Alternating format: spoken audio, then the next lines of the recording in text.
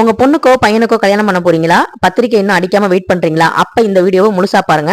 உங்களுக்கு ரொம்ப யூஸ்ஃபுல்லா இருக்கும்.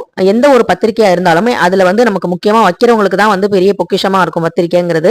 வாங்குறவங்களுக்கு அது ஒரு பெரிய விஷயமே இல்ல. ஜஸ்ட் என்ன நாள் என்ன கிழமையில வருது, நம்ம எவ்வளவு மொய் வாங்கியிருக்கோம், எவ்வளவு மொய் வைக்கணும், அது மட்டும் தான் அவங்க கால்குலேஷனா இருக்கும்.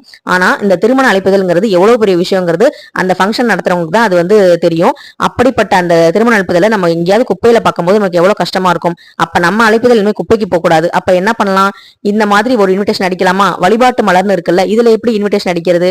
அடிச்சிருக்காங்களே திருமண அழைப்புதல்னு சொல்லிட்டு அழகா ஒருத்தங்க அடிச்சிருக்காங்க. கல்யாண பத்திரிகையை சூப்பரா அடிச்சிருக்காங்க. அதுல பாத்தீங்கன்னா ஆன்மீக தகவலும் இருக்கு, ஆன்மீக குறிப்புகளும் இருக்கு, கந்தசஷ்டி கவசம்ல இருந்து எல்லா பாடல்களும் அதுல இருக்கு. இப்ப இந்த பத்திரிகை எங்க போகும்? குப்பைக்கு போகாது, பூஜை ரூமுக்கு தானே போகும். அப்ப நம்ம குழந்தைங்களும் நல்லா இருக்கணும்னு வாழ்த்துறவங்க கண்டிப்பா நம்ம பத்திரிகையும் பத்திரமா வச்சிருப்பாங்க. இந்த மாதிரி பயனுள்ள ஒரு விஷயத்தை நம்ம பண்ணும்போது நமக்கும் சந்தோஷமா இருக்கும்.